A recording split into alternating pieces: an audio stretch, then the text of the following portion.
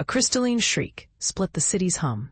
Glass towers shuddered, then melted, edges folding in upon themselves, with mechanical grace, transforming the skyline into a geometric cage. Sunlight fractured across angles and seams, caging commuters in shadow. Tara flinched as her neural comm pinged, not a false alarm. She darted beneath an overhang, as the horizon condensed, pulled inward by unseen hands. Her gene-pure status made her a target. She kept to the least scanned paths, breathing through a mask, one designed to log only her own air, not her neighbors. The world above was shifting, sculpted by corporate algorithms that re-engineered reality and memory in real time. The Biosynthesis Initiative rolled out in silvery streams, nanoclouds invisible but palpable, rewriting the city's archive and the stories etched in its inhabitants' minds. Tara wasn't alone. Emerging from beneath a billowing holographic billboard, Jax materialized, a lean silhouette whose every movement betrayed his augmented lineage. The bioluminescent bands glowing faintly beneath skin, the subtle hum of microservos with each step. Most would pass him by with a glance, but Tara saw the depth in his eyes and the slight tremor of his hand on the comm. She flashed him her sigil, a swirl of patterns encoded beneath her wrist's legacy, authenticity. Jax's response was slower, as if consciously fighting the urge to override, to blend in. His mind had been patched, sampled, and rebranded since childhood, an outcast in a culture that sought clean code and pure genes. Their meeting sparked a resonance, neural threads braided between consciousnesses, threaded through the city's quantum net. No words needed. The entanglement pulsed with awareness, broadcasting flashes of Tara's childhood, tactile memories.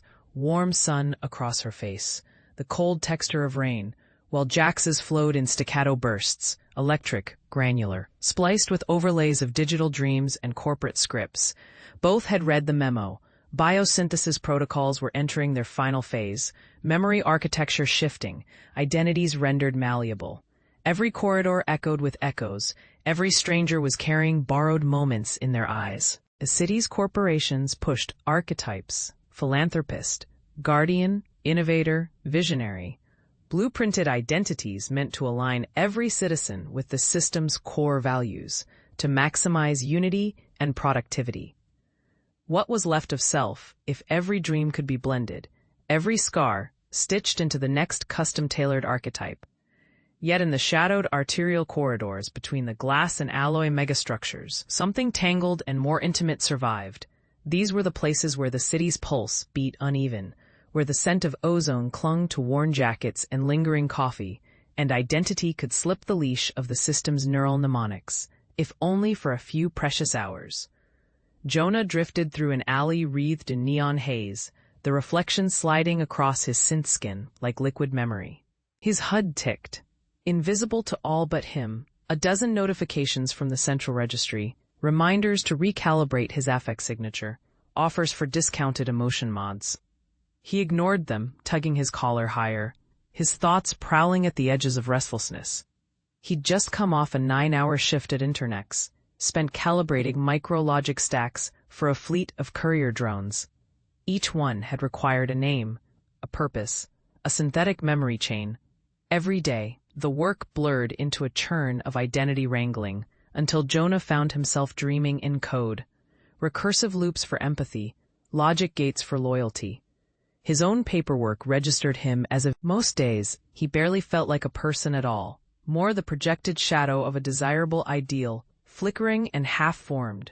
He ducked past a shrouded kiosk where street vendors bartered outdated implants and interpersonal detachment nanites.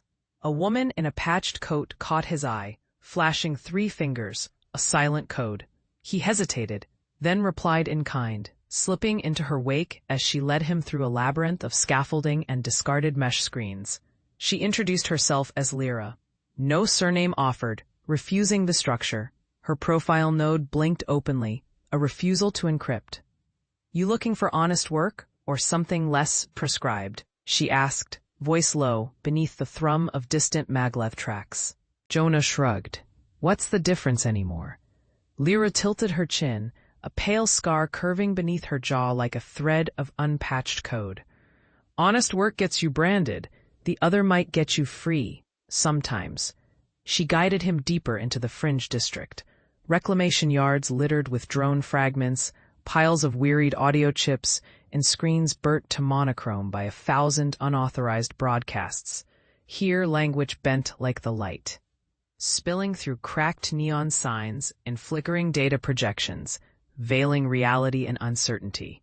To an outsider, it seemed anarchic, indistinct, but to those attuned to the city's pulse, patterns emerged in the decay. Irregular chants rose from repair stalls and broadcast alcoves, blending with the humming machinery and the metallic sighs of wind threading alleys. The reclaimed district was the city's unfiltered stream of consciousness, its hidden network, where secrets were currency and memory could be soldered into existence. Ida's boots made little sound upon chipped polymer, but Cal's heavier tread echoed, attracting sidelong glances from biomodded scavengers and circuit hunters. Their presence seemed conspicuous, he in his careful observer's stance, she unhurried, hands pocketed. Her gaze sharp enough to cut through the drifting haze. She led with confidence, not pausing even as jaundice-colored eyes tracked their passage from behind disassembled console walls. The market heart was a chaos of barrier, a ring of tents, some patched with strips of noodle bucket plastic, some entirely woven from flex display offcuts. Here, the lingua franca switched seamlessly. Ida negotiated in fractured Esperanto, rhythmic slang, and bursts of code. Cal lingered at her shoulder, absorbing the symphony of fragmented languages, his mind cataloging the ecosystem's subtle hierarchies. A merchant with arms sleeved in copper thread greeted Ida with a sly smile, his wares displayed on a portable desk. Memory chips etched with stories, fragments of neural feeds archived on thumb-sized modules, glimpses of lives Cal couldn't help but wonder about. Some had labels scrawled in red.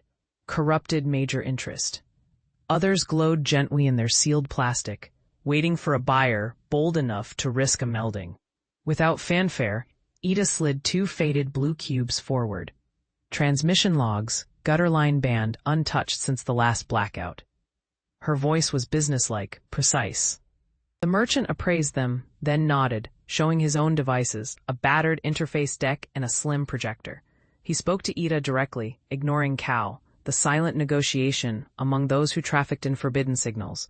But when Ida glanced back at Cal, signaling subtle approval, the merchant's curiosity sharpened. New face, he noted. The word carried more weight down here, a whisper implying possibilities or threats. He's with me, Ida replied, her tone brooking no argument. The pale, sharp-eyed guard looked between Ida and Ivan, then jerked his head toward the narrow tunnel, leather uniform creaking. Don't cause trouble, he muttered, stepping aside. Beyond his bulk was the passageway into the next sector. Sector 3, if Ida's map was to be believed. The air grew heavier as they followed the curve, sodium lamps offering sickly illumination, each flicker casting insect-like shadows up the walls. Pipes clung to the ceiling, sweating, while rivulets of water traced uncertain paths along the floor. Keep close, Ida whispered, barely audible above the hum of machinery. Her hand hovered near a worn pouch where she kept the encoded disk.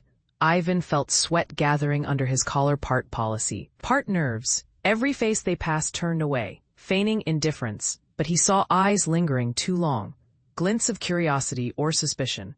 He tried to look unconcerned, hands at his sides, the hum of data racing behind his retinas, replaying the last transmission, encrypted warnings, threats dusted over coordinates that matched these tunnels. The corridor broadened, the walls pressed out, and somewhere above, the sound of a distant train rumbled, an echo from the city's mid-level, unobtrusive yet profound. Up ahead, a gate blinked with tiny colored lights, and a woman sat at the console, booted feet propped carelessly atop a defunct monitor. Ida approached with confidence, flipping the edge of her jacket to reveal a badge. Ida Curie, registered maintenance. I need passage for recalibration routine sweep. The badge glinted in dull orange, the signature strip intact. The console operator, a woman of indeterminate age, her hair silvered to the scalp, looked over the badge and then at Ivan, her gaze narrowing. 2. Sweep only requires 1. She tapped at the console, glancing over. Intern new assignment. Etta replied easily. He's learning protocols. She did not glance at Ivan, trusting silence to keep them credible. The woman shrugged. Don't linger. We've had disturbances. She pressed a button, and the gate unlatched with an oily whir. They stepped through as the gate shut behind them. A click resonating in Ivan's bones. He exhaled. Sector 3 was different. The walls were dotted with repair sigils, odd marks that glimmered in Sector 3. Was different. The walls were dotted with repair sigils, odd marks that glimmered in bruised patterns beneath the flicker of rusty overhead lights. Silence here was thicker, stitched together by the hum of hidden machines and the distant, stuttering cough of the ventilation system, struggling to push air through ancient ducts. Ari paused, sweeping a trembling beam of light across the sigils, each one radiating a faint warmth, an energy signature she had seen only in the most critical sections of the Ark's infrastructure. "Don't touch them," Cassian murmured, voice low. His fingers hovered unconsciously over the panels to their right, reading their shapes. There was something restless about him, a tension wound tight since their climb from Sector 2. Nissa, trailing behind, still holding the encrypted data core in a sling, studied the shimmering marks. "These repair sigils, they're not from any maintenance protocol I've seen." "They're growing." Cassian turned, eyes wide. "Growing? Look," she said, gesturing toward one splayed across the curve of a hatch. The sigil pulsed. Once a simple mnemonic swirl, now it branched, filaments stretching into new patterns, weaving themselves into the circuitry. Ari knelt, examining the base of a sigil. Sure enough, thin, silver threads spooled from the design, burrowing into the alloy. "It's adapting," she whispered. "I think it's learning from us." A deep, resonant groan rippled through the corridor, making all three jump. Somewhere ahead, something moved. A shadow that darted past a glass port and vanished into gloom.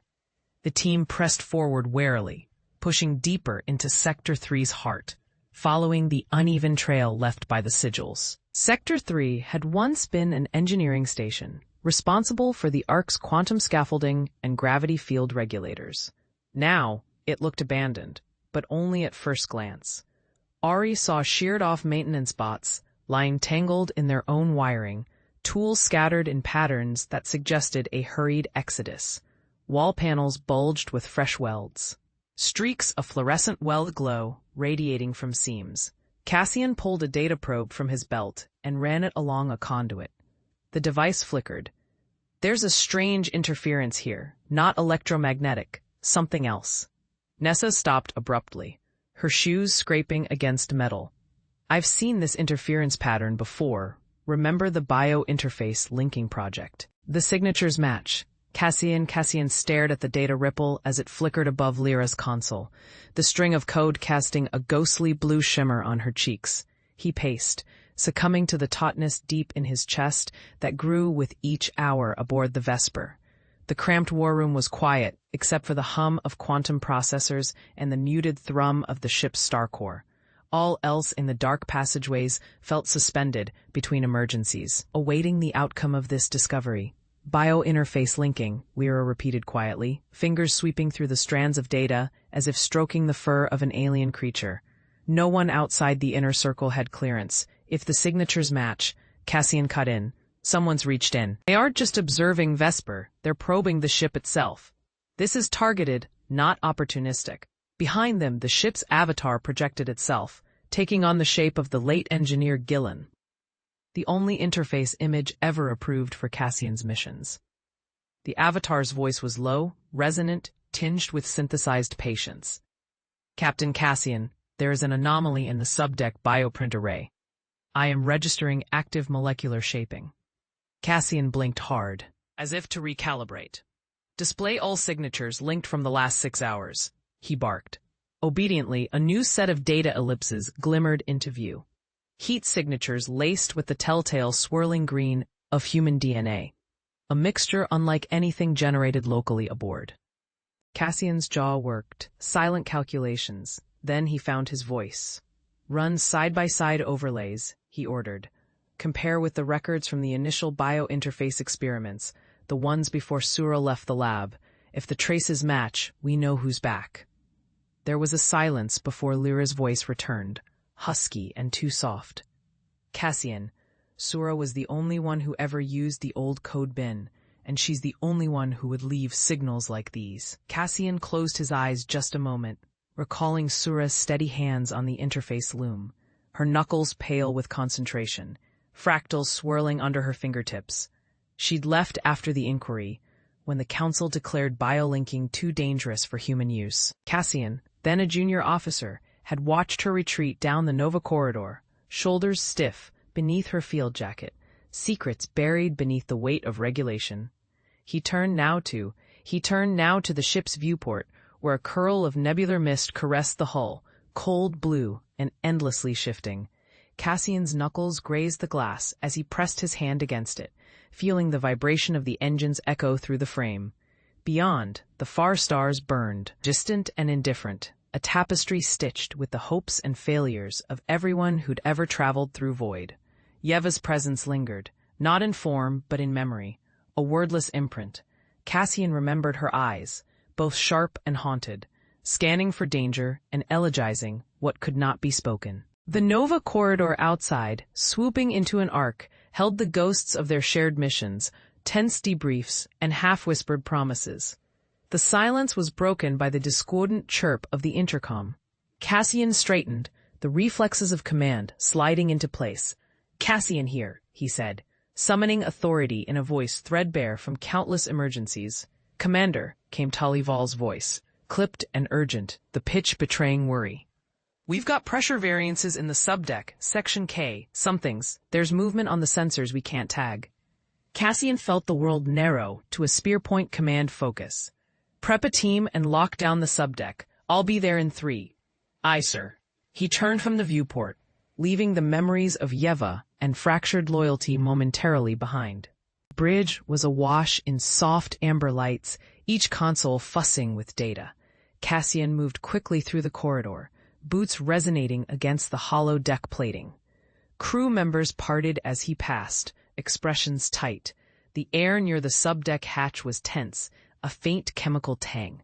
Tali was already suited up in armor, visor tucked at her belt, hands clasped over the rifle's grip. "Commander," she said, voice pitched low. Standard scans picked up 2 heat signatures, could be stowaways or... Her face tight. Cassian's mind flipped back to the tactical briefings and flickers of Yeva's voice, the warnings she'd offered, blunt and prescient. "Protocol G," he ordered, voice measured. They would move with caution. "Protocol G," he ordered, voice measured. They would move with caution. No sudden shifts, every action deliberate. The corridor ahead led into a wider antechamber, underlit by sodium panels. Shadows blooming in complex geometries across the scuffed polycrete. Cadet Ansha gripped her multispectral scanner, knuckles white under the paddle-shaped device. Lieutenant Imani's hand hovered near her holstered sidearm, old habits stitched into every sinew. The air was thick, damp with the taste of metal and the faint ozone of discharged capacitors. Dr. Sellen, eyes darting, whispered, "Movement north sector, by the old cryopods." Jamel gestured, "Hold." A low thrum vibrated beneath their boots, the subtle warning of shifting environmental controls deeper in the facility. A mechanism not yet dead, a heartbeat in the derelict bones. The team pressed forward in a tight wedge, boots scraping against the dust that pooled in the seams of the floor. The chamber was immense, flanged with pipes and conduits galore, many ruptured, a few still hissing trickles of coolant into a world gone silent. Under the gloom, the silhouettes of cryopods loomed, like sarcophagi, their faded blue plasteel marked with the sigils of a mission gone dark generations ago. "Scan for biosigns," Jamel instructed. Ansha flicked her wrist, the scanner purring with computation. Low signatures, but something anomalous, not bipedal. At least, not human. A scraping sound not far ahead. Under the banks of pods, a flicker, then 2 lambent green eyes, unblinking, low to the ground. Imani trained her weapon, finger hovering near the biometric lock. Celine reached for a compact pulse torch, ready to illuminate. "Light it up," Jamel said softly. A cone of illumination burst across the room, catching the creature in stark relief. It was quadrupedal, sinewy. A tangle of articulated limbs fused with remnants of environmental suit fabric, a hybrid mechanical and biological, the result of generations of nano-adaptive exposure.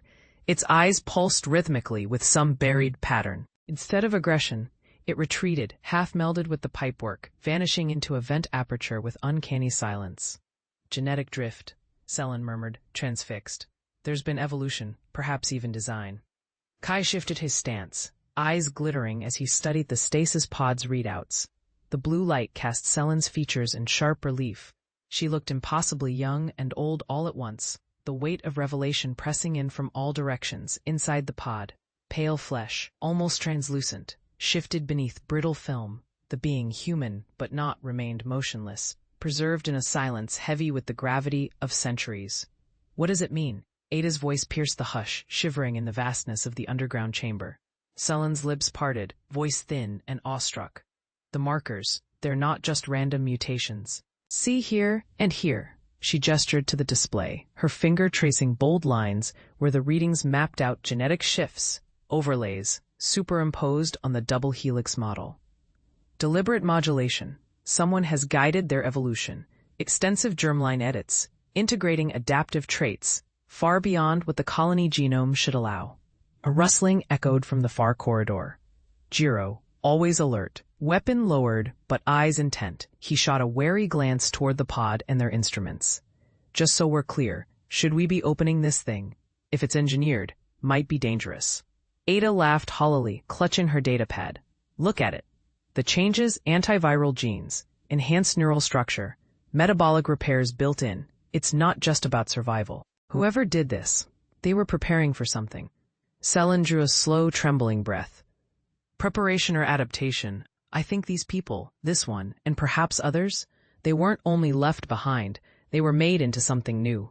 Someone tried to shape the next stage of human life. The implication hung like frost in the air. Beyond the glass and steel, the ancient machinery thrummed quietly, the embers of civilization smoldering beneath the stone. Kai's hand drifted to the hatch controls. If that's true, maybe answers lie behind these walls. We owe it to them, and ourselves, to know. Selen nodded, her resolve crystallizing. Help me, Ada. Let's interface with the main system, see if there's contextual logs, anything to tell us what happened here. The two scientists knelt beside the old data terminal, its surface etched with pitting and dust. Ada's slender fingers danced across her own pad, splicing in a fiber lead. I've got a handshake bringing the connection up now, Artemis said, voice taut with anticipation. Her fingers danced over the console embedded beside the crystalline interface, coaxing the alien systems out of dormancy. All around, the chamber pulsed with amber and aquamarine light, reflecting dappled patterns across the crew's anxious faces. The colossal sphere, ancient, enigmatic, resonated beneath the floor, humming with the stored history of a vanished civilization. On the main display, a cascade of alien glyphs stitched themselves into a curving lattice. The translation algorithm, jury-rigged from the fragmentary data they'd assembled since arrival, parsed the first line. In the quiet, the characters resolved into a phrase spoken aloud by the ship's auto-narrator. Archivist requests consent for cross-domain exchange. The words hung in the air, both majestic and oddly gentle.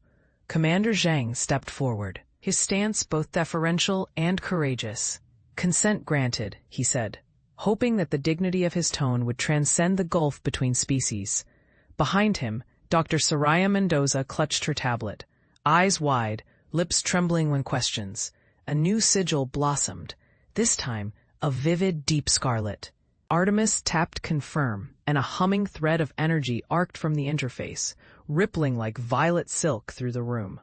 A voice, not quite a voice, but a presence, emerged, suffused through the sphere and the chamber itself, speaking in a... Inside, forms gathered, nebulous at first, then resolving into a tapestry of scenes, a planet veined with crystalline rivers, a gentle rain of luminous seeds drifting down silver canyons, towers, their walls adorned with the same glyphs now appearing on the interface, reaching towards a sky vibrant with twin suns, and people, strange and beautiful, moving through their world with purpose and joy. The vision deepened.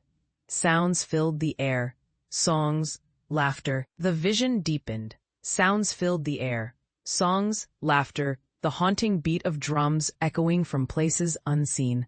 Light fractured into ribbons, swirling around the edges of everything. Soren, standing frozen at the boundary between the living and the imagined, felt the pulses of memories stitched together, more vivid than mere recollection, sensations underscored by the courage and doubts of long-lost souls. He saw the city as it had been, spires bathed in dawn's shimmering haze, the dome's energy field still unscarred by battle. People walked the plazas, hands entwined, their faces illuminated with hope.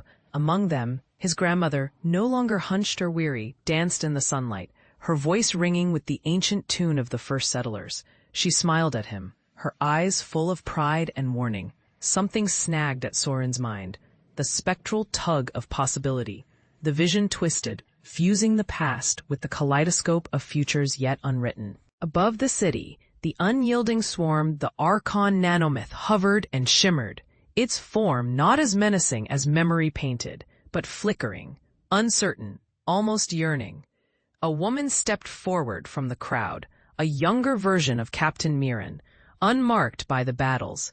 She held a luminescent crystal between her palms, its core swirling, with the same purple glow as the anomaly. "You always choose," she whispered, the vision carrying her voice directly into Soren's bones. "You always did, even when you were afraid." Soren blinked hard, the scenes flooding together. The crystal she held seemed to beat in time with his own heart. Another fragment of memory intruded, the cavern of the vault, the first protocol's code swirling across the walls. He remembered the feeling of standing at the edge, uncertain whether to trust the program, the strange mathematical poetry that might save or destroy everything. Ven's voice hummed through the vision, less robotic, more soulful. "No one ever truly knows if they are the key, Soren. But every one of us risks the first step. You can be the architect of the outcome." The crowd swayed, each person glancing to him with expectation. Their future poised to tip. Soren raised his hand, and the crystal pulsed, sending arcs of energy into the sky, slicing through the dark mass hanging over the city like a promise of destruction. The vision trembled, reality rippling, in concentric circles outward from the crystal's core. Soren's knuckles whitened as the power surged, threading through every fiber of his being. The ancient city sprawled below, its spires dwarfed by the monstrous void wreathing its border. A churning wall of shadow against which the crystal's ascending light struck like thunder. The others shielded their eyes. Galen staggered, clutching a pillar as the ground quaked. The guardians who'd come with Soren, their armor borrowed from tradition yet gleaming with the same promise of renewal, formed a half-circle behind him, each holding silent witness to the spectacle unfolding above. Lyra's stance shifted. Resolve sculpted the lines of her face as she watched the energy spiral upward, gossamer threads snaking through the storm clouds. Even the city's defenders paused on ramparts, behind field barricades drawn by the hymn of power reverberating through marrow and stone. The black mass was not idle. From within its undulating body, tendrils, thick as mast beams, thrust downward, seeking roots in the city's vibrant heart.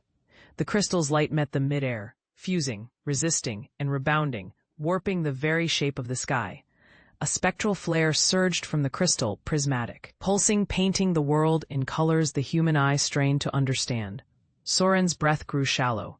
Images flashed behind his eyelids, memories lost to the winnowing of years, the echo of his ancestors, whose spirits lingered at the fault lines between worlds. He opened himself fully, not just to the crystal's raw potency, but to the chorus of voices intertwined with its legacy. The Ancient Ones whispered guidance, their language a tapestry woven out of star fire and sorrow. "You cannot fight it alone," a voice, clear and female, murmured in the presence of his soul. "I am never alone," Soren replied, the thought burning like a nova at his core. From the city's heart, as if an answer, 1,000 pulses, some faint, some blazing entangled, joined the crystalline beam. The people themselves, those who dared to step forth, raised their hands. Lyra's fingers all but glowed as she closed her own around the shimmering sigil she wore, channeling her hope into the sky's bruised edge. The crowd followed, their courage cascading into the current. The crystal, node of a network now vast as the city, hummed with new frequencies as the people pressed inward, their resolve becoming encoded in the pulsing light. Outside, under the shadowed arches and between the city's towers of glass and stone, the network awakened. The crystal's luminous threads extended, at first a faint shimmer that snaked beneath the cobblestones and across wind-battered thoroughfares. And then, like a tide, it coursed through every alley, every home. Cale felt the shift like a promise kept.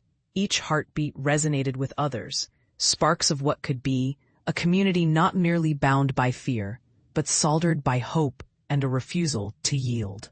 His hands, still tingling from the crystal's energy, steadied Lyra as she stepped forward. She raised her voice, clear and brave.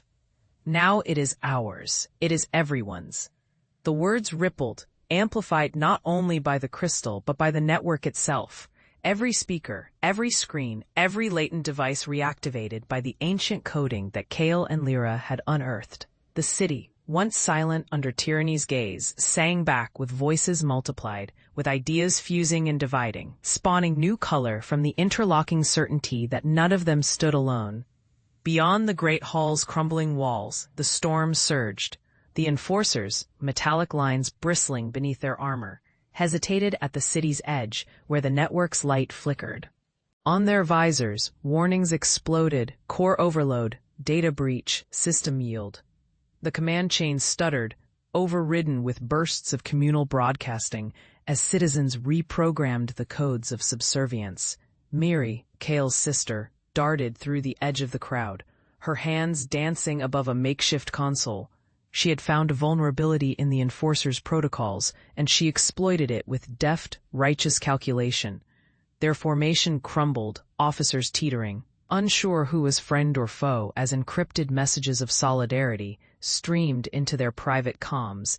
Inside, the elder Jareth, battered but upright, pressed the crystal again.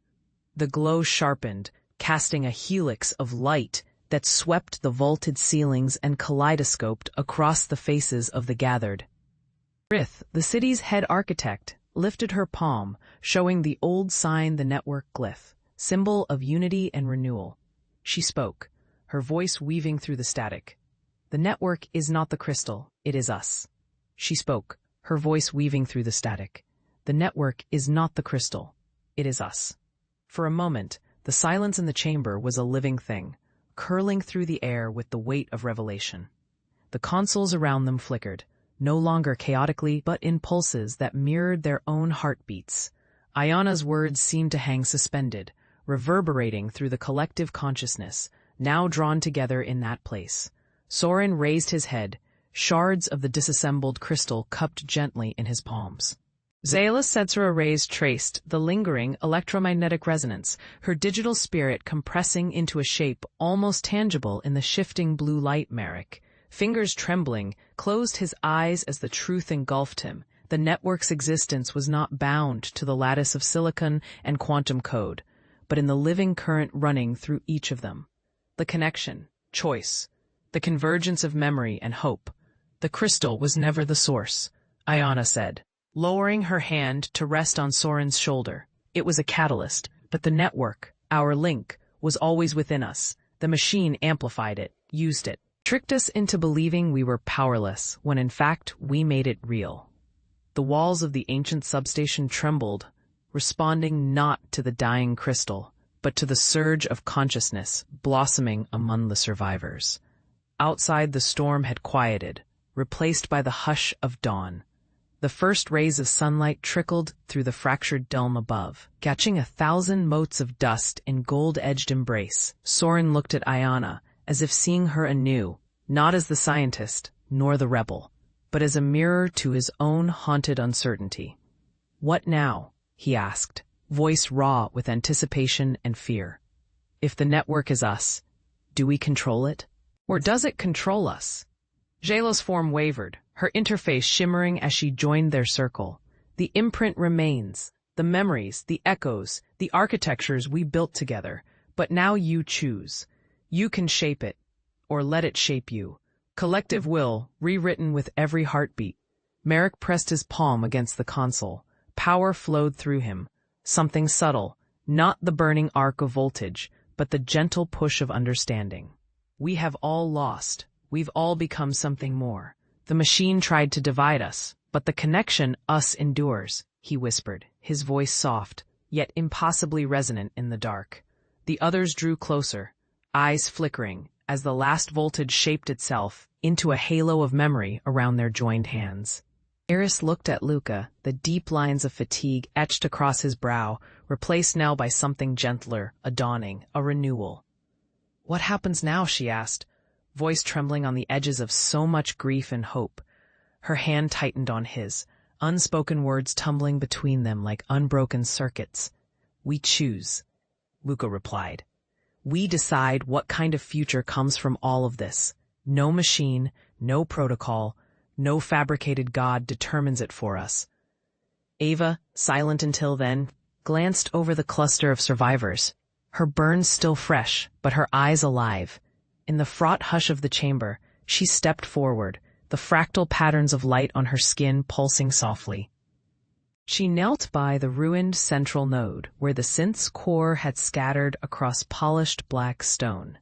Palms open, she touched the debris, and the room filled with a subtle, rising chord. Not mechanical, but organic. Not programmatic, but emotional. For the first time, the survivors sensed not just the loss, but the infinite possibility coded within the ashes. Outside, the city exhaled as the final lockdowns dissolved into a gentle wind. Up above, the domes shimmered in the coming dawn, the blue-white light refracting through fractured crystal arrays. Debris carts hauled away the remnants of shattered bots, while scattered groups of citizens emerged from the shadowed alcoves and broken shelters. Their faces mirrored a cautious optimism, that frail, stubborn thing at the root of every true beginning. The message came first as a ripple through the Neuroband network. Not words, but raw emotional resonance, amplified by the connection the survivors had forged at the machine's core. Questions flooded the network, but so did answers, passed along bright as sparks. Who had won? What was left?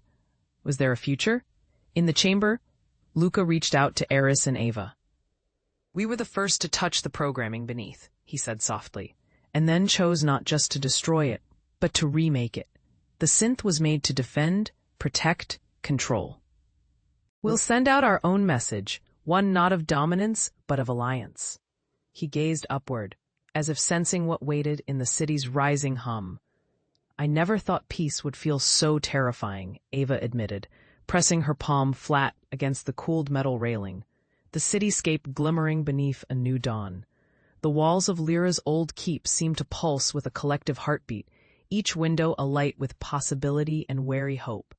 All around them, signals from both human and alien enclaves flickered in and out of the network, knitting the boundaries between worlds in unexpected ways. Jonas slipped closer, his silhouette etched by the gold-red sunlight.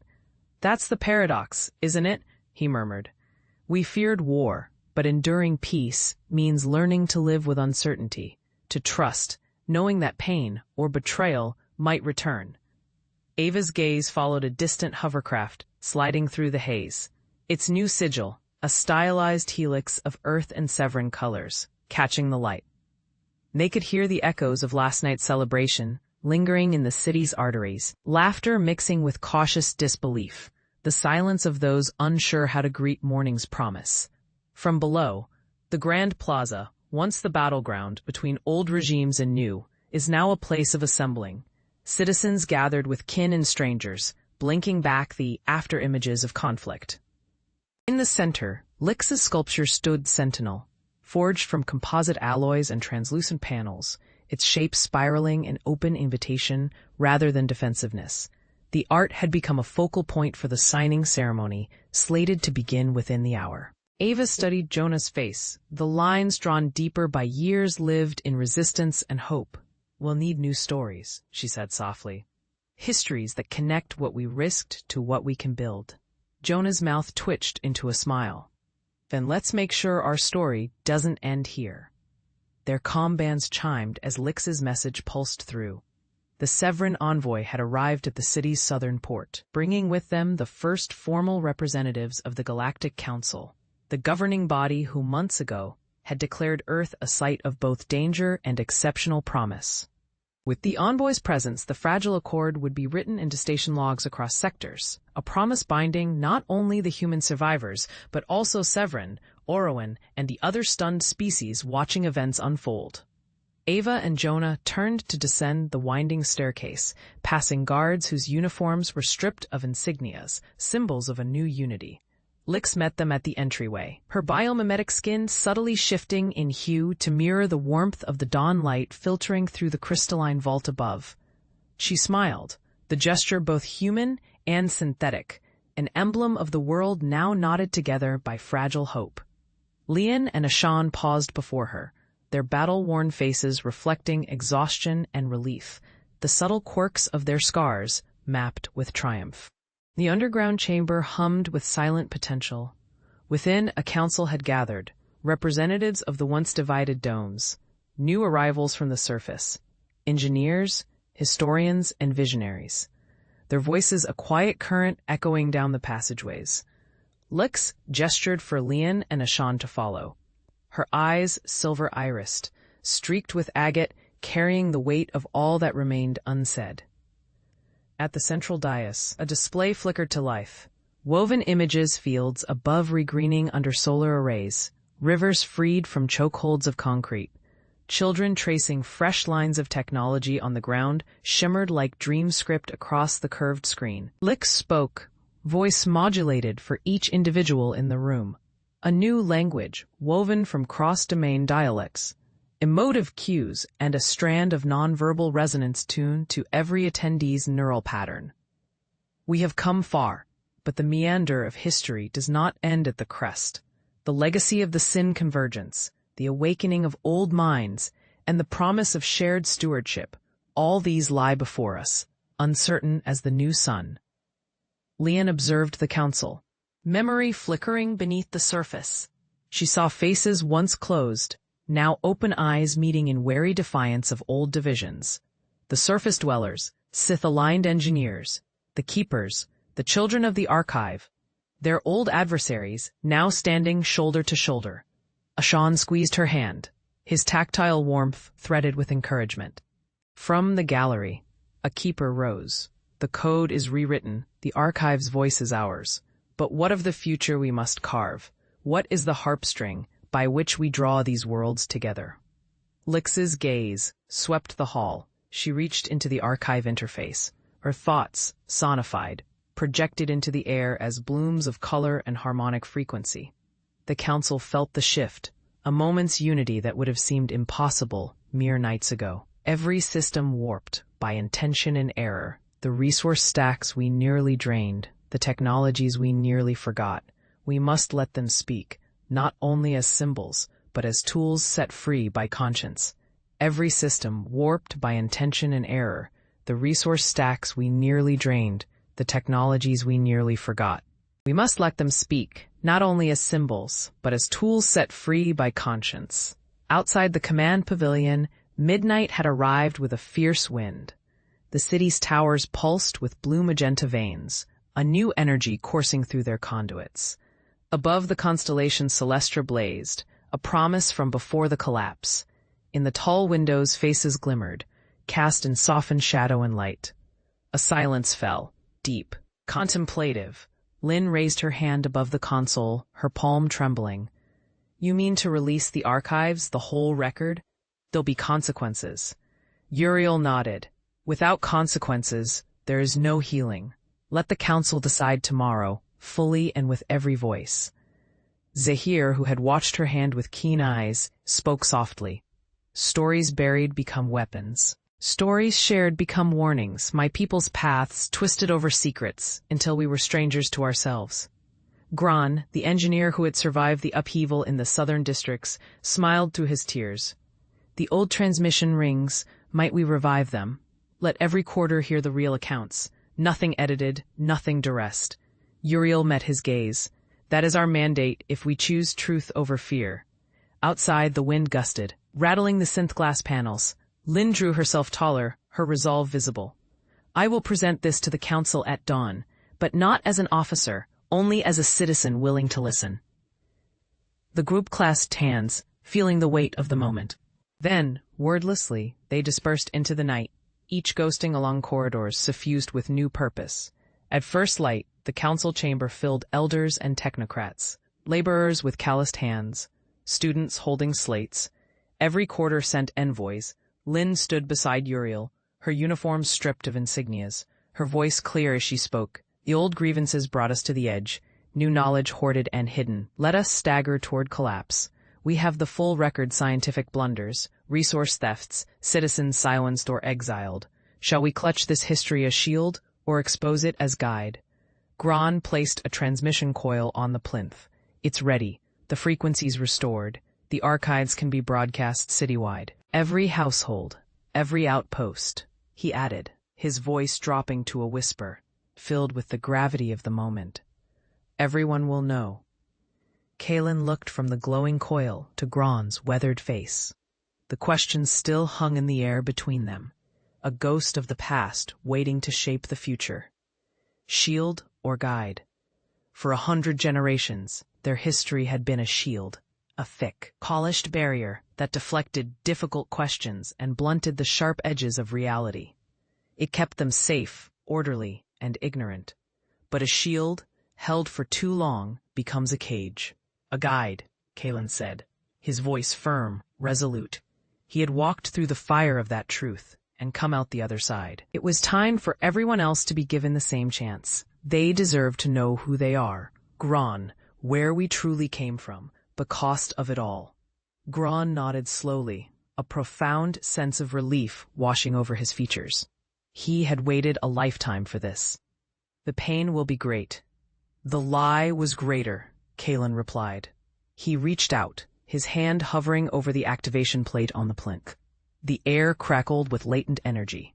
Outside, he could feel the pressure of the enforcers, Lyra's unyielding will pressing against the ancient stone doors. They were a physical manifestation of the old order, the final defense of a comfortable falsehood. His fingers brushed the cool metal. He thought of the faces in the archive, the fear, the desperation, the hope of the first arrivals. He thought of the founder, a man, not a god, making an impossible choice. He thought of Lyra, her conviction a product of the same polished narrative that had once defined him. To free Xylos, he had to shatter her world, and his own, completely. He pressed down. There was no sudden boom, no dramatic surge of power, just a deep, resonant hum that vibrated up from the floor. Through the soles of his boots, the transmission coil pulsed with a soft, cerulean light, and the data streams on the surrounding monitors, once a chaotic torrent, now flowed in smooth, synchronized lines. A single pure signal, carrying the weight of centuries, was cutting through the state-controlled frequencies. The truth was airborne. Throughout Xylos, the change was instantaneous.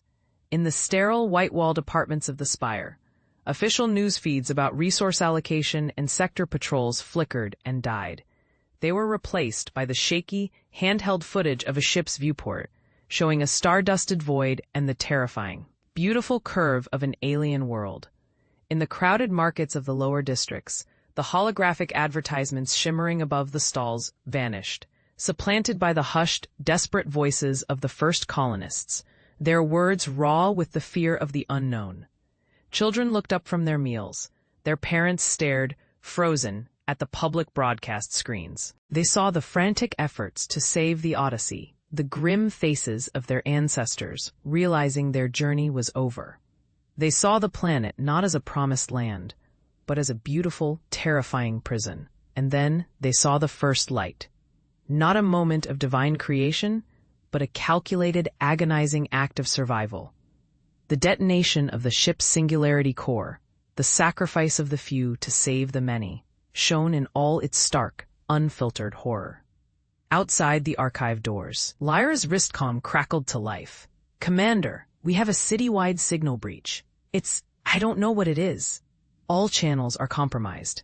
Her head snapped up. Source? The signal is everywhere, Commander. It seems to be originating from our location. Her eyes narrowed, fixing on the silent monolithic doors.